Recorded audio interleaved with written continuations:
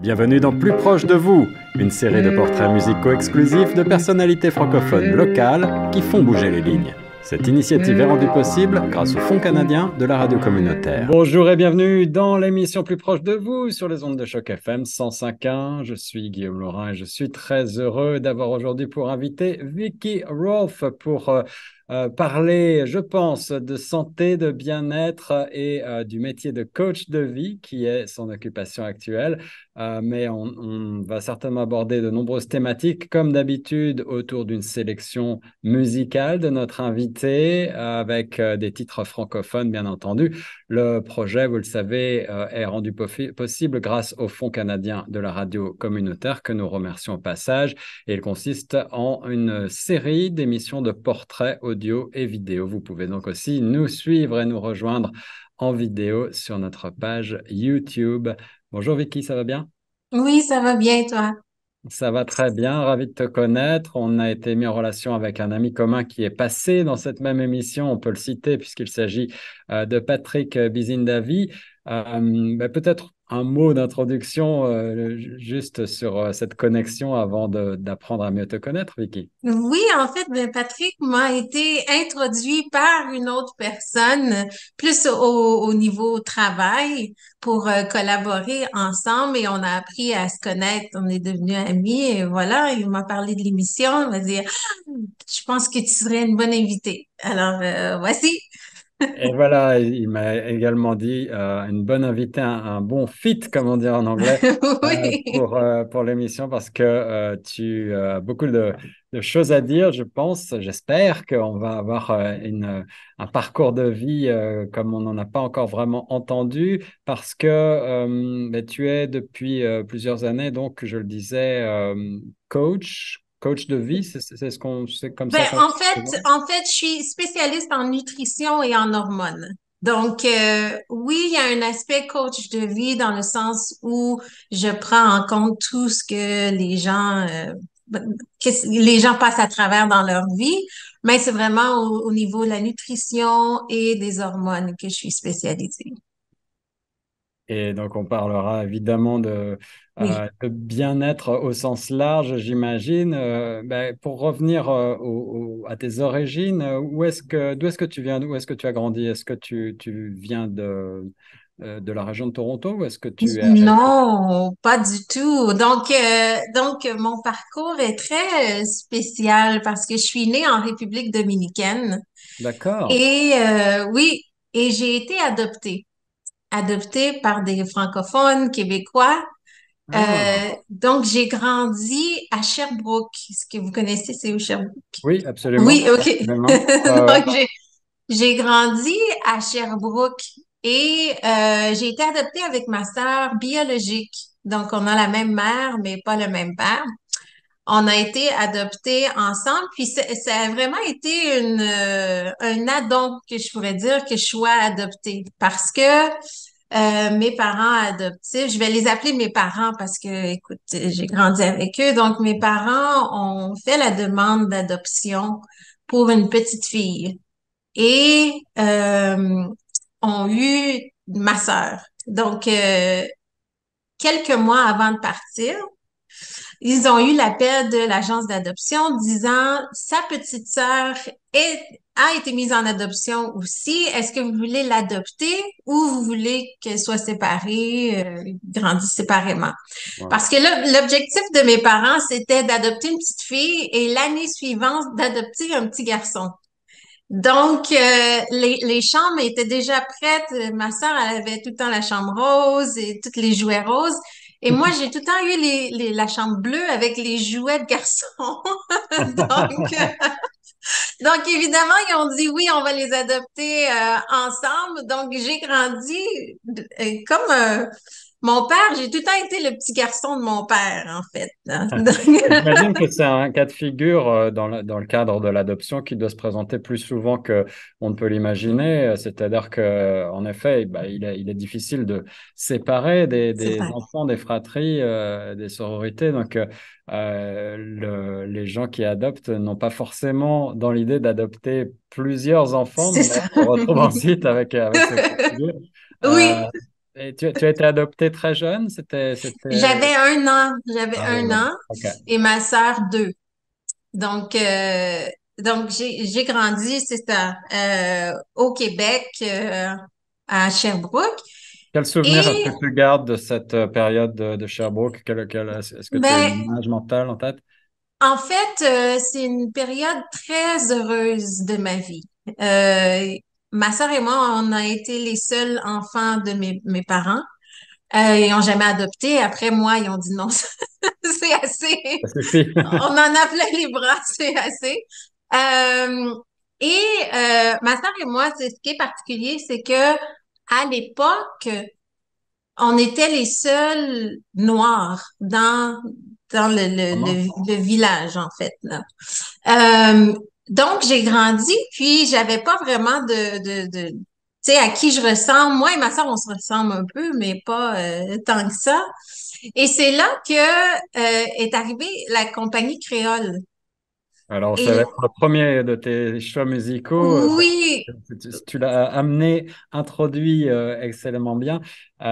Effectivement, un groupe aux origines variées, la compagnie créole, comme son nom l'indique, on le rappelle, avec des origines martiniquaises et guyanaises. On a récemment perdu malheureusement le chanteur de la compagnie créole qui s'est éteint. Ils étaient venus à Toronto il y a quelques mois seulement d'ailleurs. Et tu as sélectionné Ça fait rire les oiseaux. Alors, pourquoi ce choix? j'ai choisi Ça fait rire les oiseaux parce que c'est la première chanson que j'ai entendue de la compagnie créole. Et ça a été une révélation pour moi. Ça a été enfin quelqu'un qui me ressemble. Ah Et j'ai oui. tout le temps été attirée vers la musique, vers la danse depuis tout jeune. Et là, c'était la première fois que je disais, ah, ça me ressemble. Mais je me rappelle, je passais des soirées, je mettais des grandes jupes longues à ma mère. Puis j'allais dans le salon, je mettais la musique, puis je dansais comme ça. J'étais toute petite et je dansais, puis je disais, oh wow, ça me rappelle vraiment la joie, cette chanson-là. Et c'était aussi peut-être une manière, en quelque sorte, de connecter un petit peu avec tes origines, même si Oui, tu parles des Caraïbes au sens large. oui, Ouais. absolument, absolument. Ouais. Tu n'avais pas eu l'occasion, pendant ton enfance, de retourner, de voyager éventuellement en République dominicaine ou ailleurs? Non, non, pas à ce moment-là, non, Non, ok, ok. non. Ben voilà, on va faire une courte pause pour écouter quelques notes de Ça fait rire les oiseaux, toujours, la compagnie créole, toujours un grand plaisir de les retrouver et on continue dans l'émission plus proche de vous avec mon invité du jour, Vicky Worth, dans quelques instants sur Choc.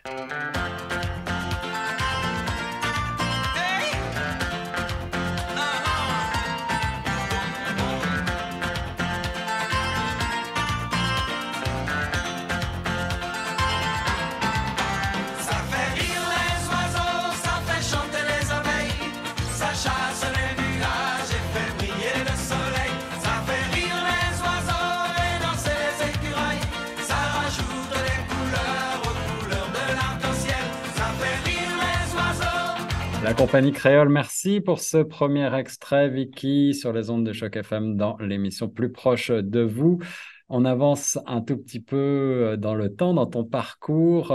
Tu as grandi donc à Sherbrooke, Oui, euh, dans un milieu, tu le disais, effectivement, bah, francophone, et puis où tu es la seule personne noire, en quelque sorte, oui, du village.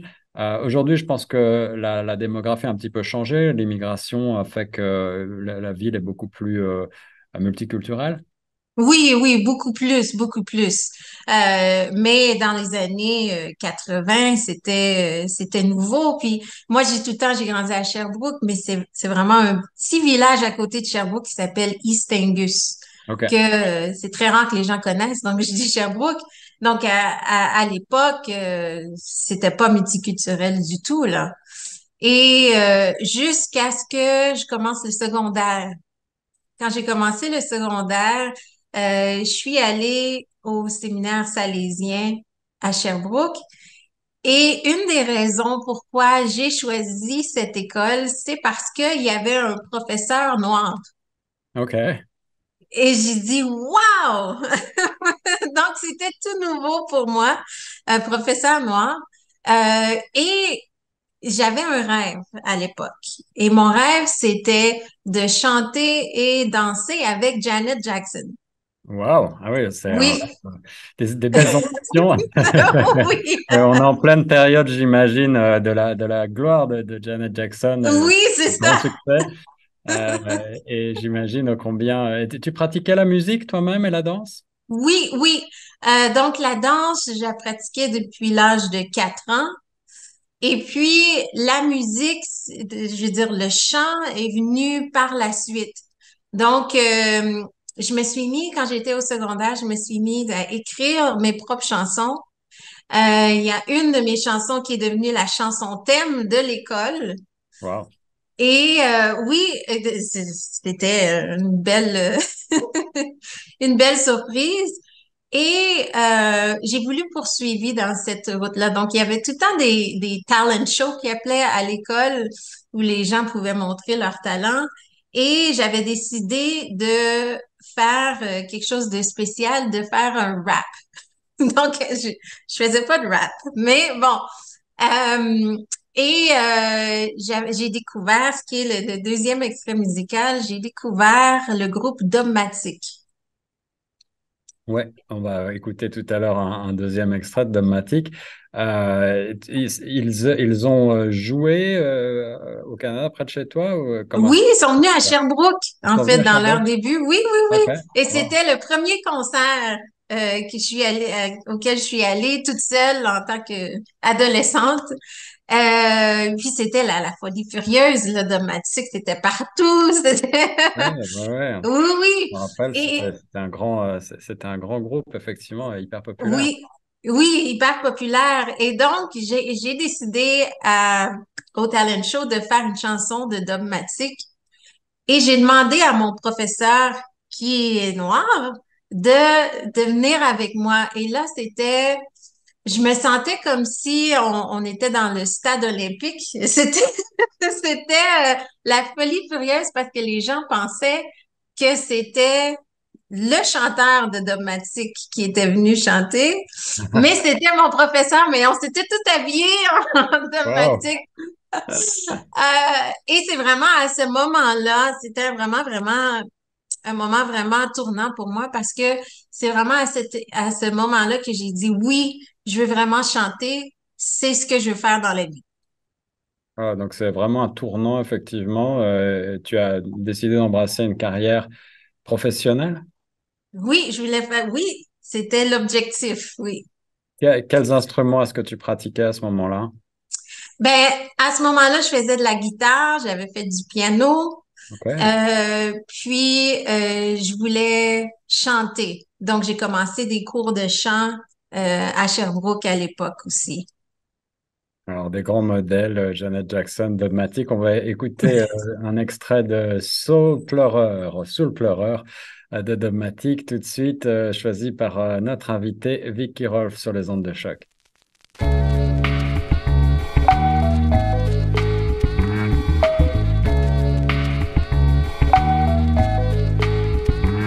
Comment pourrais-je oublier les bons moments que nous passâmes ensemble, même s'il nous fallut du temps pour vraiment nous comprendre. Notre histoire débuta bizarrement par une dispute pour développer une amitié dont la force depuis décuple. Nous avions tant de choses en commun. Outre les cours et la musique, nous aimions le même type de femme, nous battions pour la réussite. Quand j'étais dans le besoin, tu sacrifiais tout pour moi. Si j'ai continué dans cette voie, c'est grâce à toi. Ton support m'était si précieux. Vieux, tu me répétais sans cesse, fais de ton mieux, si tu veux, tu peux. Ces quelques phrases résumaient clairement ton attachement. Ta place était parmi nous, mais le destin le prit autrement. Does it have to be this way? In my heart, memories will always stay. From heaven, you'll be looking down on me. Now I'll show you what kind of man you want me to be. Depuis ma tendre enfance qui ne me dit, ne me répéta pas, la vie est souvent injuste, tu grandiras et puis tu comprendras quel choc ce fut pour moi d'apprendre que tu ne serais plus là, me questionnant sans cesse sans comprendre pourquoi la vie nous fait ça. Je fonce en larmes dès que je regarde les photos, rappelle-toi de notre fugue, qu'est-ce qu'on a. Voilà, Vicky, merci pour cet extrait, deuxième extrait dans l'émission Plus proche de vous, toujours sur les ondes de Choc FM 105.1. Vicky, en personnifiant, en incarnant en quelque sorte ce groupe avec ton professeur dogmatique, tu nous expliquais avoir eu comme une révélation pour la suite de ta carrière, vouloir embrasser la carrière de chanteuse et d'artiste. Oui. Quelle a été la suite? Est-ce que tu t'es engagé dans des études ou est-ce que tu as fondé un groupe? Donc, j'ai pas fondé un groupe. Ce qui est arrivé, c'est que j'ai déménagé à Montréal.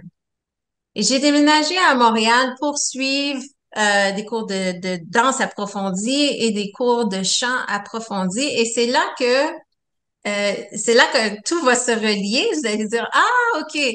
Donc, je prenais des cours de chant avec une coach phénoménale et elle a décidé de faire un groupe.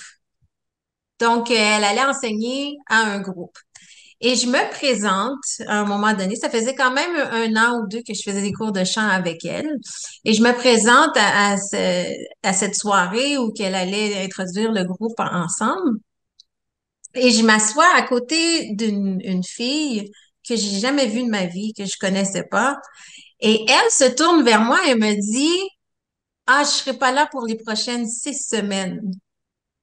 Et moi, en étant curieuse de nature, j'ai dit, mais pourquoi? Mais sans savoir son nom. Et elle me dit, parce que j'ai été adoptée. J'ai été adoptée. Je suis née en République dominicaine et j'ai retrouvé ma famille biologique. Et je Wow. vais passer 6 semaines avec eux pour apprendre à les connaître. Alors ça, c'est une sacrée coïncidence. Oui, c'est... Et là, Ça va pas la arriver tous les mâchoire jours. m'a tombé. J'ai comme fait, quoi? Mais elle a dit, pourquoi tu fais cette face-là? Ben, j'ai dit, mais j'ai été adoptée moi aussi et mon rêve, c'est de trouver ma famille biologique. C'est Et vrai, elle c'est me, vraiment parce que j'ai rencontré à de nombreuses reprises dans le cadre de nos émissions des gens qui ont un parcours un petit peu similaire au tien, qui ont été adoptés effectivement, et suivant les moments dans leur vie dans lesquels ils ont été adoptés, certains cherchent leurs racines et d'autres, au contraire, ne sont sont pas pas intéressés. spécialement intéressés et veulent rester sur leur vie intégrée dans leur famille d'adoption, qui est leur famille, leurs parents. Mais on comprend évidemment le besoin de savoir d'où l'on vient et de Oui, connaître. Il y a toujours peut-être cette part de mystère que l'on souhaite dévoiler. Euh, oui. je vais pas anticiper, mais j'ai hâte de savoir si tu as pu Oui. Ben, en fait, retenir moi, je voulais la vie. apprendre, je voulais voir d'où je viens, oui, à qui je ressemble, et je voulais connaître aussi mon pays d'origine. Bien Parce sûr. que j'en avais entendu parler. Mes parents n'ont jamais caché le fait qu'on a été adoptés. Ils nous ont toujours montré des photos. Ils avaient même la photo de mes parents biologiques Hmm. avec leur nom. Donc, ça n'a jamais été un secret.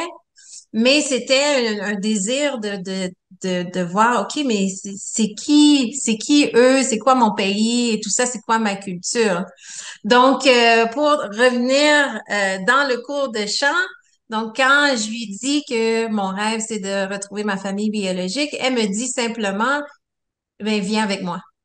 Wow. Et j'ai dit, mais je sais même pas, je sais même pas c'est quoi ton nom, c'est quoi ton nom? Donc, elle me donne son nom, elle me donne son numéro de téléphone, elle dit, sûrement que nos parents se connaissent parce qu'on a été adoptés dans les mêmes années, tout ça. Elle dit, rappelle-moi, dis-moi. Donc, j'appelle ma mère et je lui dis, maman, j'ai rencontré quelqu'un qui veut m'inviter à aller chercher ma famille biologique. Est-ce que tu la connais? Son nom, c'est tel et le nom de sa maman qui était décédée à l'époque, mais le nom de sa maman, c'est tel. Et ma mère ne parle plus au téléphone. J'ai dit, maman, qu'est-ce qu'il y a? Qu'est-ce qu'il y a? Elle dit, mais sa mère, c'est elle qui nous a aidés à vous adopter. Vraiment. Donc, elle dit, mais oui, je sais c'est qui, je la connais. Elle dit, vas-y. Tes parents ont supporté cette idée Oui, d'aller vers tes racines. Ouais. oui. Et ma mère, je me rappelle, je suis descendue à Sherbrooke chez mes parents. Ma mère m'a donné la photo de mes parents biologiques, leur nom, où je suis née, dans quel village. Puis elle a dit bonne chance. Euh, J'espère que tu vas les retrouver. Là, c'est vraiment l'aventure. Tu te plonges dans un inconnu total, sans savoir Oui, s'ils sont encore de ce monde, sans savoir si tu vas pouvoir les retrouver, s'ils n'ont pas déménagé, sans avoir aucune non, finalement. aucune idée, mais j'avais un sentiment que ça allait fonctionner. Donc, 2 semaines plus tard, je pars, je suis dans l'avion avec mon ami. Puis, je parle pas espagnol, hein. La République dominicaine, c'est espagnol. Moi, Ouais. je parlais pas espagnol du tout à l'époque. Donc, je suis partie pour 2 semaines. La première semaine, je suis restée avec elle et sa famille biologique pour apprendre un peu plus la culture, les coutumes, etc. Et la deuxième semaine, on s'est dit, OK, je me rappellerai toujours, c'était un mercredi matin. Et puis, elle dit, on y va. Sa mère biologique, son père biologique nous amène dans un camion et on part dans le village où je suis née. Et à ce moment-là, j'ai la photo et j'ai le nom. Et c'est tout ce que j'ai. Donc, on arrive dans le village et on montre la photo à tout le monde. Moi, je tiens la photo. Je dis, hola, hola. Puis là, on demande, est-ce que vous connaissez, tu sais, telle personne, telle personne? Tout le monde veut aider. Ouais. C'est très chaleureux, tout le monde veut aider. Allez voir telle personne, allez là, allez là. Puis ça venait à rien, à ce que quelqu'un dise, allez à la caserne de pompiers, ils vont pouvoir vous aider. Mais les gens Donc, avaient entendu parler de ta famille, connaissaient ce nom? Pas du tout, non, c'est une vraie enquête. non, non, c'était Wow. juste que les gens disaient, ah ben ok, si t'es né ici, va voir telle personne, peut-être que telle personne le sait, et tout ça parce que dans les années 80, il y a eu un gros boom d'adoption dans ce village-là en République dominicaine, donc c'était pas euh, unique là. Ok. Est-ce que c'était lié à une situation politique ou économique, ou c'était lié à Non, un non, fait particulier? c'était une agence qui est née là, Ok. et et c'était des Québécois qui ont dit on va aider les familles québécoises à adopter. Il y a eu une grosse saga par rapport à ça. Il y a même quelqu'un qui a écrit un livre qui s'appelle Déraciné. Hmm. C'est quelqu'un qui a été adopté dans les années 80 par rapport à ça. Et ce qui était pas légal de cette agence, c'est que les gens allaient cogner aux portes et dire, OK, est-ce que vous avez des enfants à donner en adoption? Nous, on a besoin d'enfants pour faire adopter.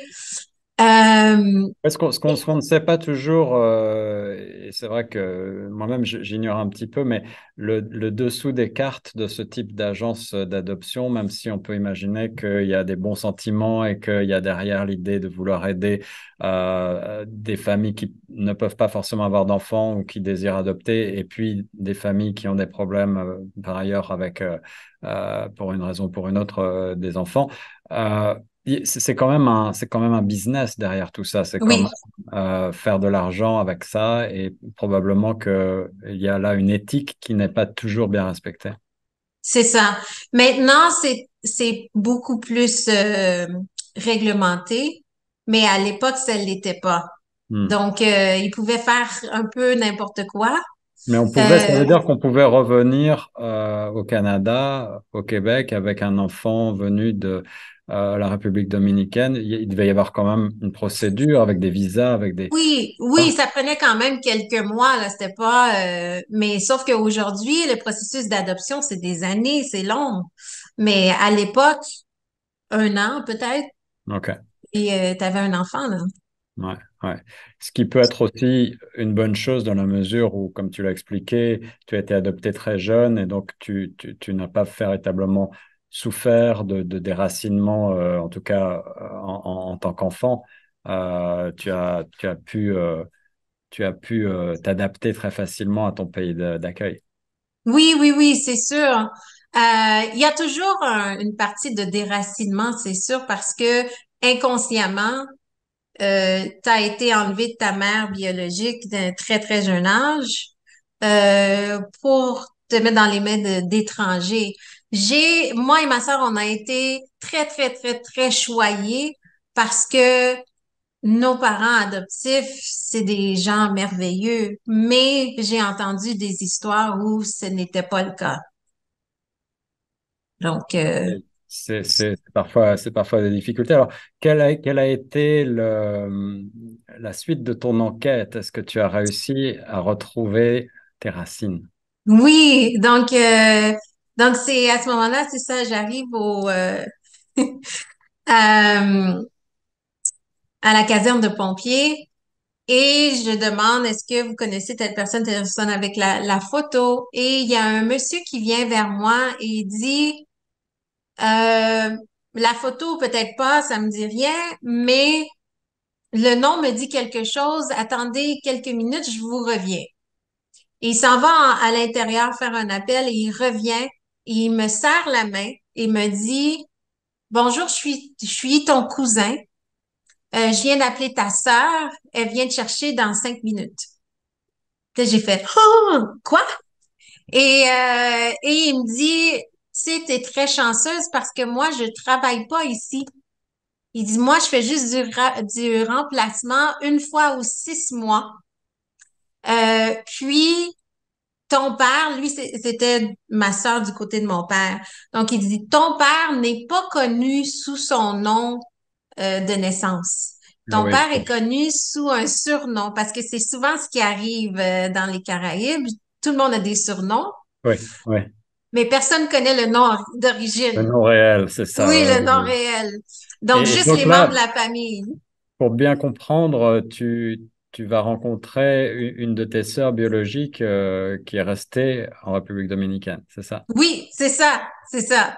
Donc, il dit, si c'était pas de moi, t'aurais jamais retrouvé ta famille parce qu'il y a personne qui connaît euh, leur nom d'origine. J'attends quelques minutes et là, j'ai ma sœur qui est 11 ans plus vieille que moi, qui arrive sur son petit scooter. Puis elle me regarde en voulant dire, mais t'es qui toi? Qu'est-ce que tu veux? Tout ça. Et là, j'essaie d'y baragouiner en espagnol que je suis sa sœur, j'ai été Wow. adoptée, je suis partie quand j'avais 1 an. Et elle se met à pleurer, puis elle m'amène sur le scooter, elle dit, viens, je vais te présenter ton père. Est-ce Donc, qu'elle oui, elle se rappelait de toi, de l'histoire? oui, Oui. elle se rappelait parce qu'elle a 11 ans de plus que Ouais, moi. ouais, c'est ça. Donc, euh, elle m'amène chez mon père, où elle vivait là à l'époque. Et mon père arrive, puis il me regarde, puis il est complètement abasourdi. Il sait pas quoi dire parce que je ressemble comme 2 gouttes d'eau à ma mère biologique. Ah, donc il y a pas eu d'hésitation, Il n'y a il a pas eu reconnu en toi, d'hésitation. dans tes Non, c'est yeux, ça. ouais, wow. Et à ce moment-là, j'avais 22 ans à ce moment-là. Donc j'y ressemblais comme 2 gouttes d'eau. Et là, il est allé dans la maison et il est sorti avec une boîte à chaussures. Et il ouvre la boîte à chaussures et c'est des photos de ma sœur et moi quand on avait 3, 4 ans à peu près, avec des lettres écrites en français de ma mère adoptive. Ah, donc tes parents avaient continué de garder des liens avec tes parents biologiques? Oui. Donc, ce qui s'est passé, c'est que ma mère envoyait des lettres en français avec des photos à l'agence. Ok. L'agence traduisait les lettres en espagnol et changeait l'enveloppe pour pas qu'il y ait d'enveloppe d'adresse de Ouais, retour. je vois. Et là, il l'envoyait à ma famille biologique. Donc, eux, ils pouvaient pas nous réécrire parce qu'il y avait pas d'adresse C'était donc une volonté de l'agence pour nous protéger. pour vous protéger en quelque sorte, ouais. Ouais. Oui, oui.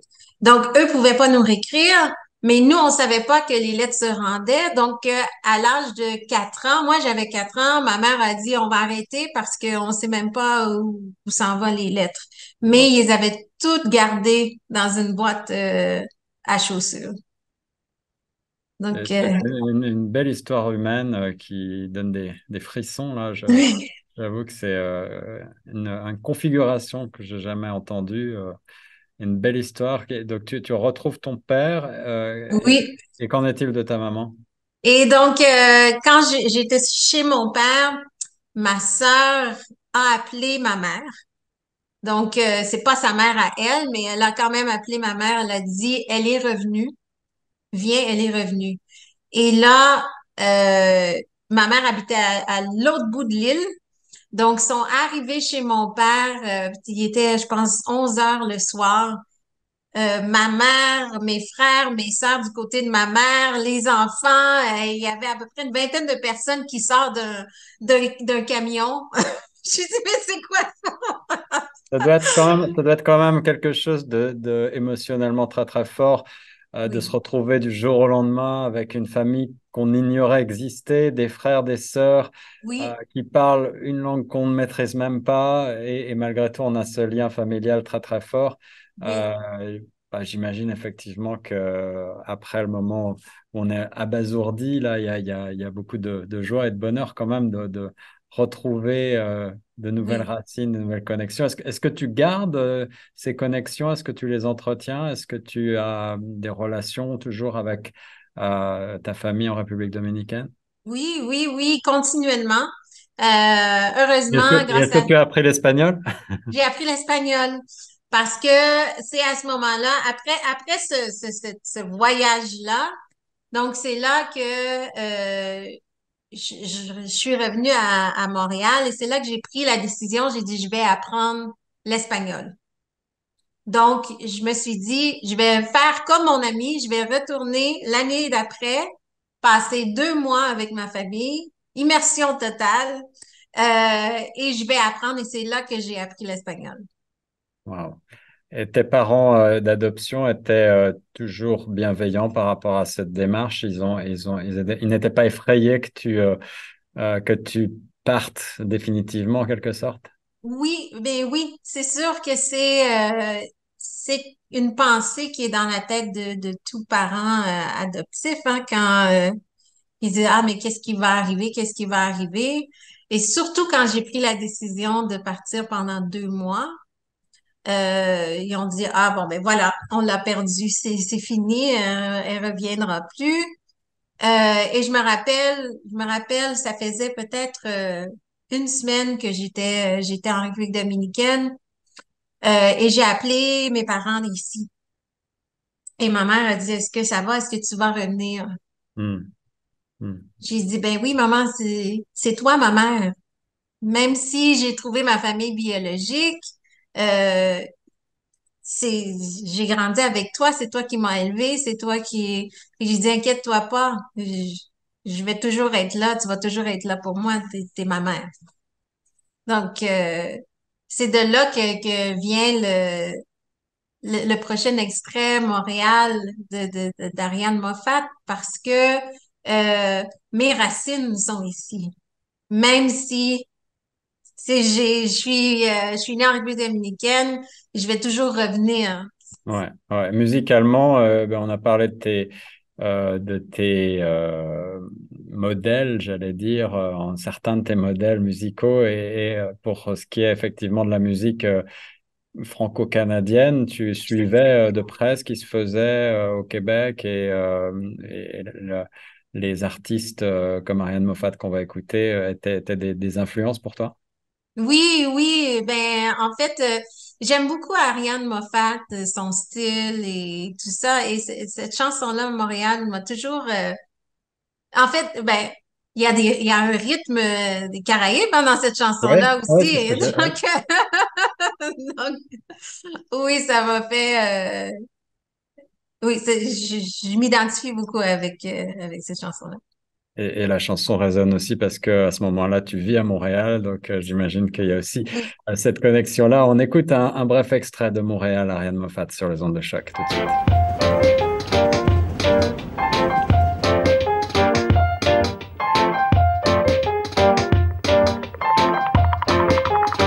Je reviens à Montréal, la tête gonflée de nuages. C'est le transit d'Amsterdam qui s'est chargé du glaçage. Et je reviens à Montréal, le corps tatoué de visage. Des anges dandys aux danses plumage ont mis en lumière mon passage. Le soleil inonde la terre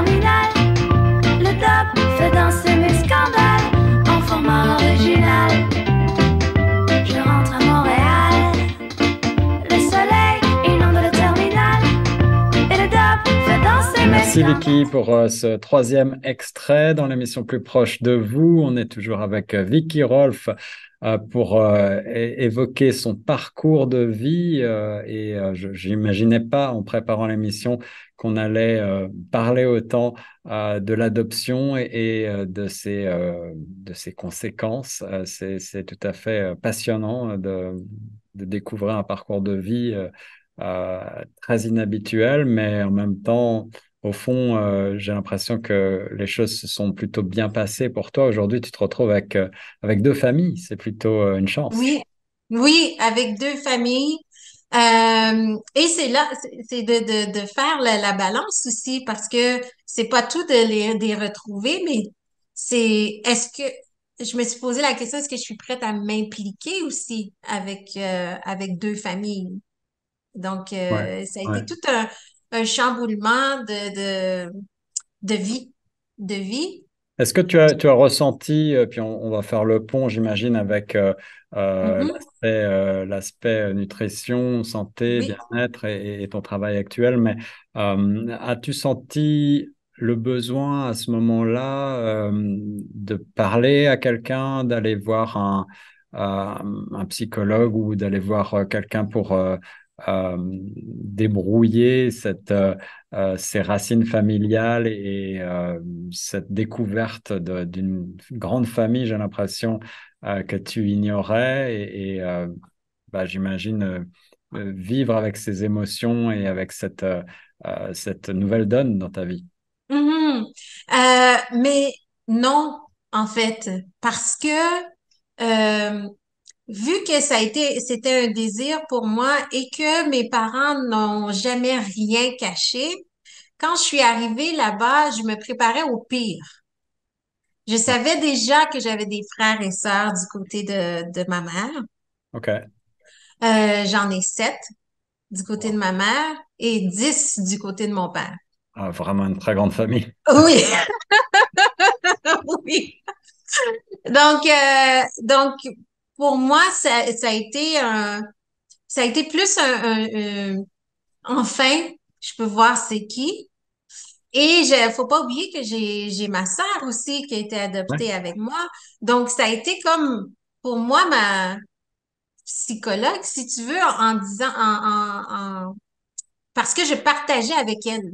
Elle était pas prête à venir voir la famille et tout ça, mais j'y parlais constamment. Donc pour moi, ça m'a comme libérée. Et le fait que j'ai appris l'espagnol, euh, je pouvais m'exprimer avec ma famille biologique et leur dire et mettre des limites aussi.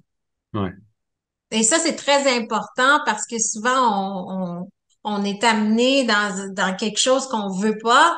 On se dit, oh my God, maintenant, faut que je suis responsable de deux mamans, deux papas. Non, j'ai dit, non, je mets mes limites et je leur ai fait comprendre aussi que je suis partie quand j'étais un enfant. Ça a été leur décision. Et j'ai grandi, j'ai été élevée par des parents extraordinaires que je vais toujours considérer mes parents. Est-ce que tes parents adoptifs et tes parents biologiques ont eu l'occasion de se rencontrer?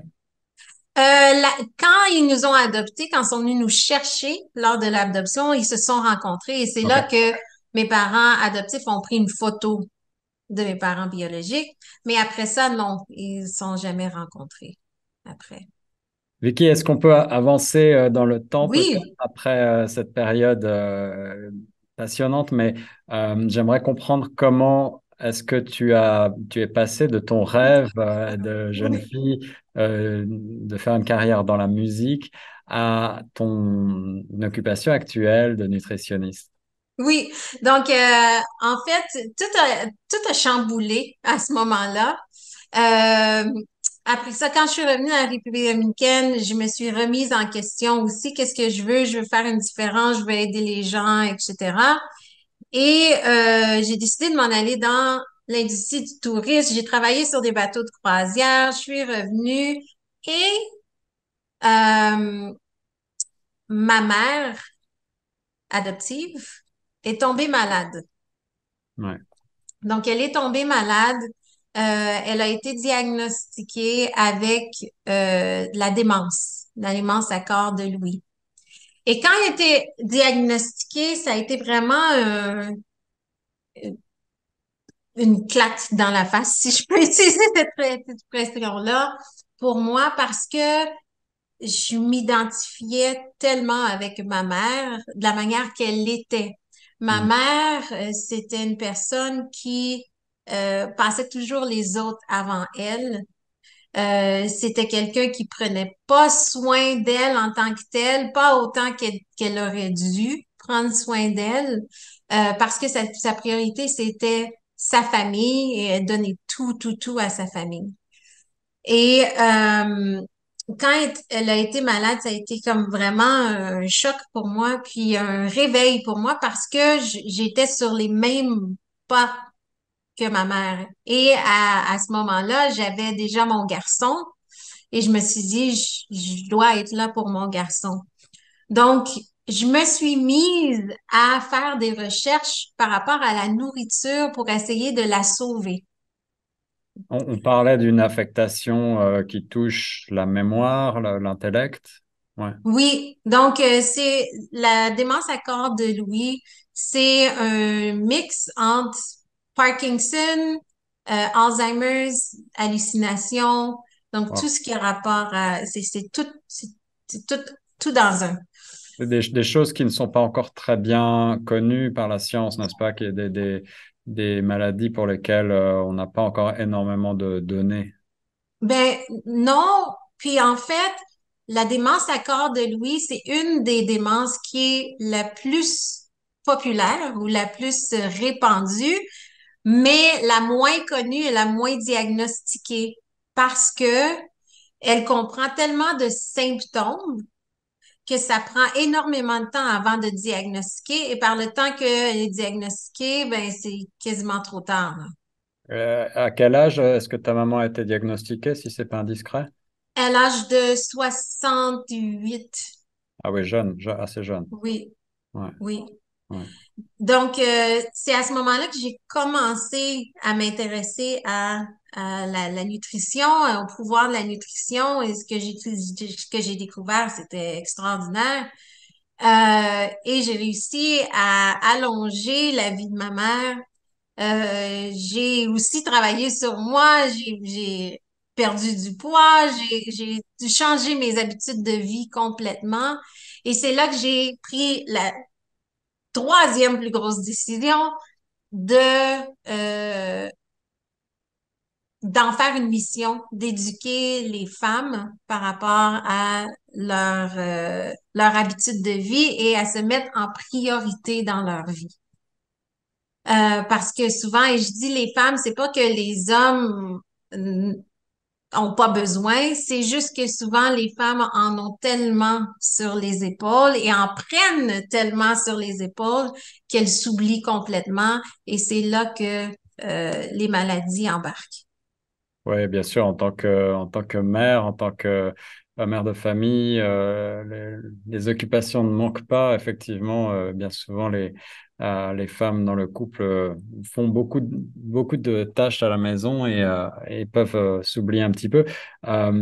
Cet aspect de nutrition, donc, tu l'as développé avec tes propres recherches ou est-ce que tu es retourné un peu aux études? Comment est-ce que tu as travaillé sur Oui, cet aspect-là?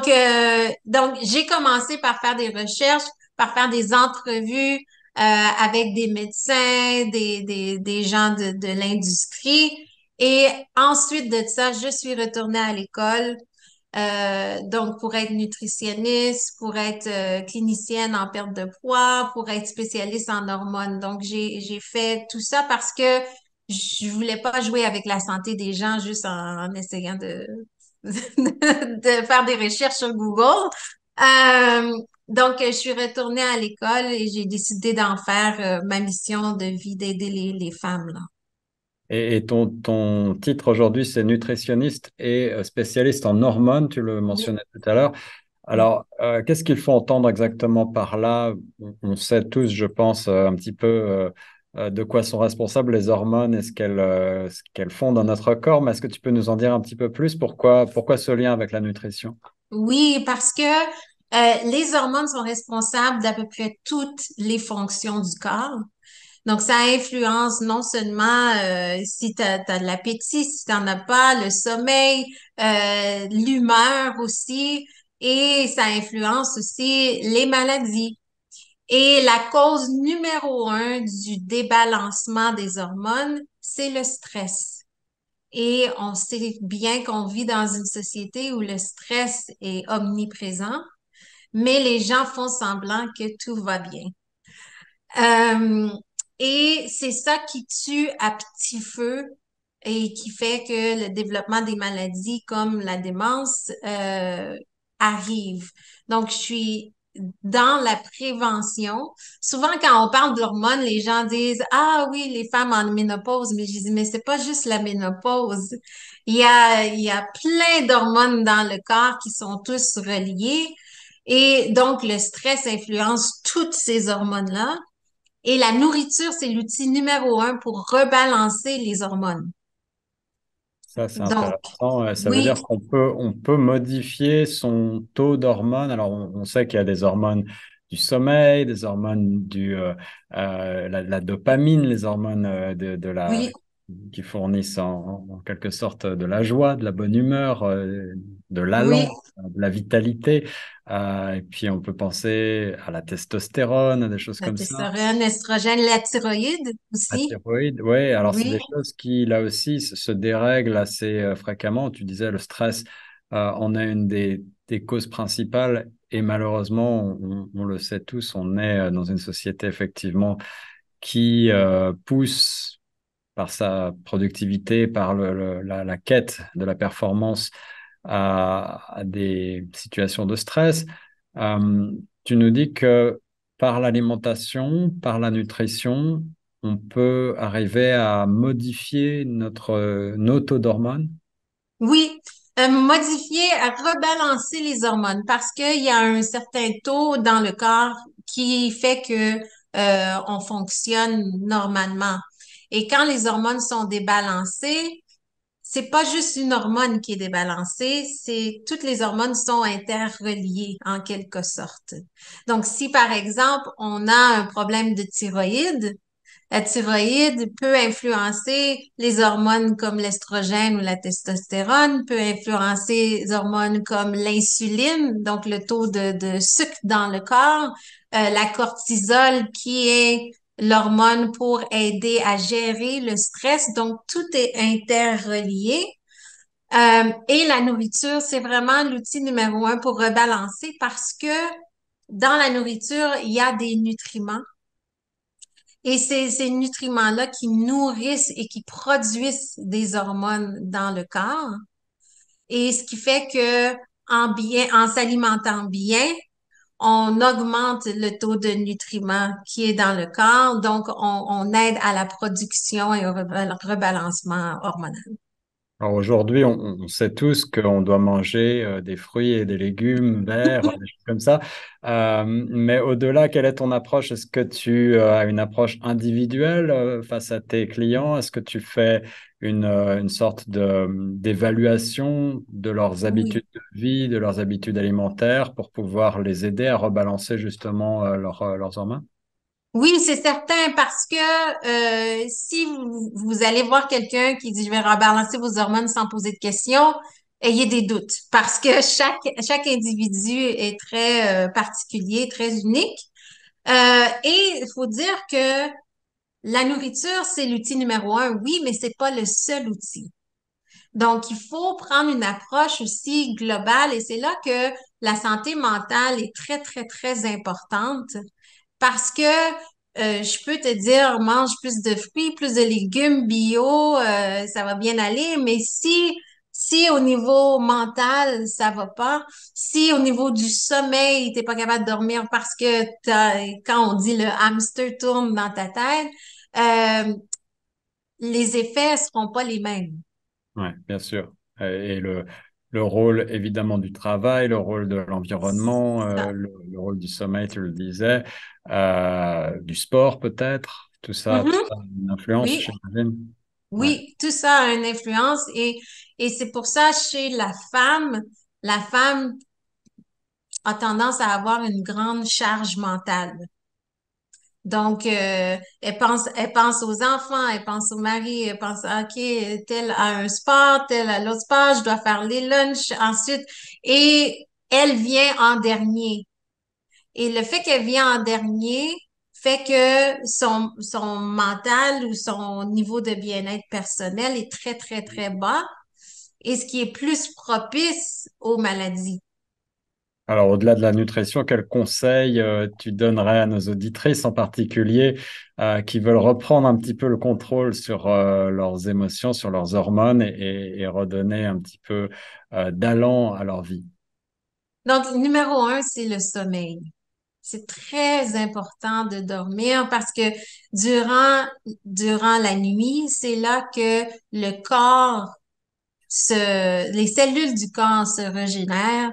C'est là que on se guérit, le corps se guérit, se détoxifie de toutes les toxines qu'il y a dans l'environnement parce que ça aussi, c'est une autre chose qu'on parle pas assez souvent. Notre environnement a une influence énorme sur nos hormones.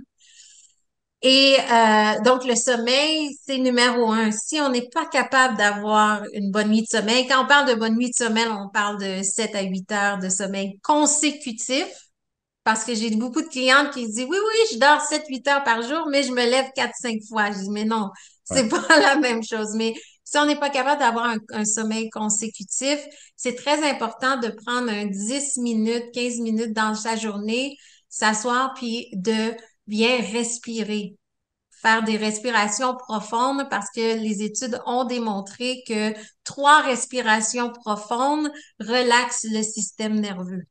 Je vais en prendre bonne note pour pour la suite de la journée. Oui.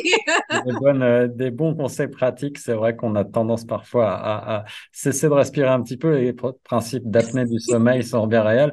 On a tous vécu la pandémie de Covid-19 d'une manière différente, mais on a beaucoup parlé de santé mentale. C'est un concept qui a été probablement mis sur le devant de la scène davantage avec cette période-là.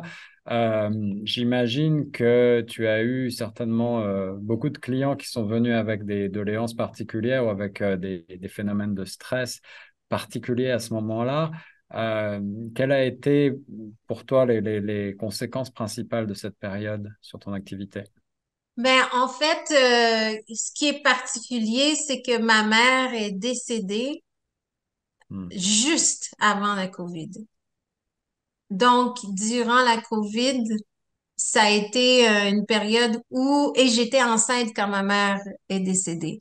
Ah, Donc, ça a été une période très particulière parce que je devais prendre soin d'un nouveau bébé, mais en même temps de passer par euh, toutes les émotions hein, du décès de ma mère. Et donc, ça a été difficile émotionnellement. La COVID, mais pas pour les raisons normales. C'est pas parce que j'ai pris du poids ou j'étais enfermée dans ma maison. Pour moi, c'était euh, c'était une bonne chose, en fait, que je pouvais pas aller nulle part parce que j'avais pas envie d'aller nulle part. ouais. Donc, Le deuil est on le dit souvent, une des causes de stress les plus intenses peut-être qui existent dans une vie et oui, peuvent laisser avoir des conséquences. Alors pour toi, c'était une sorte d'ascenseur d'émotion avec la grande joie aussi d'un nouveau-né que de nouveau, oui, c'est ça. C'est ça, euh, c'était, comme on dit, bittersweet. Donc, ouais, oui. absolument, absolument. J'ai vu aussi que tu travailles pour les entreprises pour faire mieux connaître, éduquer et aider au niveau de l'entreprise, là pas au niveau individuel cette fois, sur ces questions de nutrition et plus généralement de bien-être. C'est la raison pour laquelle je te présentais en début d'émission aussi comme coach de vie plus largement. Quels sont les entreprises que tu approches? Je crois que tu travailles aussi bien en français qu'en anglais. En français, en anglais, virtuel ou en personne.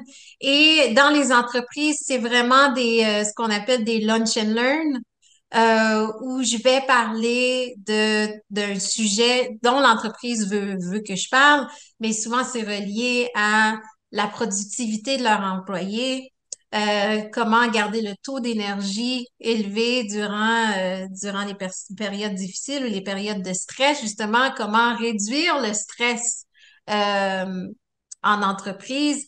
Et c'est très important et je suis très contente de voir que les entreprises portent attention à leurs employés à ce niveau-là, au lieu de les prendre comme juste des employés qui doivent produire, produire, produire. On se rend compte de plus en plus, et les études le démontrent, que euh, il faut prendre soin des employés, il faut leur donner les outils nécessaires pour faire tu sais, la fameuse balance travail-famille que tout le monde veut atteindre. Et je suis très contente que les entreprises s'impliquent à ce niveau-là parce que le taux d'absentéisme augmente, le taux de, de maladie augmente et c'est avec des outils comme ça qu'on peut euh, aider. Et puis, je voulais mentionner, Vicky, que tu es aussi l'auteur d'un ouvrage sur la nutrition qu'on peut retrouver un peu partout, notamment chez le distributeur en ligne que tout le monde connaît. What to eat when you don't feel like cooking, c'est le Oui, cet donc ouvrage. ça, Ça m'a bien plu parce que parfois on n'a pas beaucoup de temps, on n'a pas beaucoup d'énergie et malgré tout, on veut faire quelque chose de sain et qui plaise à toute la famille. 50 recettes simples, dairy free, c'est-à-dire sans produits sans laitiers, produits laitiers et sans sucre raffiné. sans sucre raffiné. Donc c'est toujours dans cette optique de manger sain. Oui. Les produits laitiers, en 2 mots, c'est quelque chose que tu déconseilles? En fait, les produits laitiers qu'on trouve en grande surface, oui, parce que c'est très inflammatoire et ça peut engendrer plein de symptômes et débalancement hormonal, etc. Par contre, c'est important de mentionner que les produits laitiers, quand on parle de produits laitiers qui est les vaches nourries à l'herbe, c'est pas la même chose. C'est très différent. On parle d'une autre braquette de prix, oui, mais c'est bon pour le corps, en fait. Le gras qu'on retrouve là-dedans et c'est anti-inflammatoire. Donc, c'est pour ça que je dis toujours, oui, les produits laitiers de grande surface, c'est pas conseillé. Et moi, personnellement, j'ai une intolérance aux produits laitiers, donc je peux pas en manger. J'en mange un petit peu, je triche des fois, là. Mais donc, je suis pas parfaite, hein, c'est important de le dire. Par contre, les recettes ont été prises en considération parce que justement, je cuisine sans produits laitiers et sans sucre raffiné parce que le sucre, c'est la pire chose on peut mettre dans notre corps. Et ben voilà, quelques conseils supplémentaires de nutrition, mais pour aller plus loin, bah, je vous invite à aller sur le site de Vicky, Vicky Rolfe, c'est VICKYROLFE.com et retrouver donc son ouvrage un petit peu partout sur le net. Vicky, pour terminer, tu as choisi de nous proposer Lara Fabian avec le titre Je t'aime. Pourquoi ce choix? Beaucoup de raisons. En fait, première raison, c'est parce qu'elle me fait penser à ma mère. Elle me fait penser à ma mère et aussi parce que c'est la première chanson que j'ai chantée en public à Montréal quand je faisais mes cours de chant et ça a été un flop total. Un flop total, mais ma mère était là et ma mère, avec ses beaux mots d'encouragement, m'a toujours encouragée de continuer. Donc, il y a beaucoup d'émotions dans cette chanson-là pour moi. Ah, voilà, un très beau choix qui résonne aussi avec ta vie et ton parcours. Vicky Rolf, c'était un plaisir de te connaître et de dresser ce portrait pour l'émission Plus proche de vous sur les ondes de Choc FM 105.1. Une question finale qui me vient à l'esprit parce que je suis curieux de nature. Est-ce que tu poursuis malgré tout le chant et la musique de manière euh, sur le côté, j'allais dire, ou est-ce que c'est peut-être un projet que tu voudrais redévelopper à l'avenir? Pas de manière professionnelle, mais je dois avouer que le chant, chanter en grande surface me manque. Et donc, peut-être faire partie d'une chorale serait mieux. Mais pour l'instant, dans ma douche, je chante avec mes enfants, mais c'est tout. Alors, on va chanter avec Lara Fabian tout de suite, Je t'aime, sur les ondes de Choc FM. Merci beaucoup, Vicky Rose. Merci. D'accord, il existait d'autres façons de se quitter. Quelques éclats de verre auraient peut-être pu nous aider.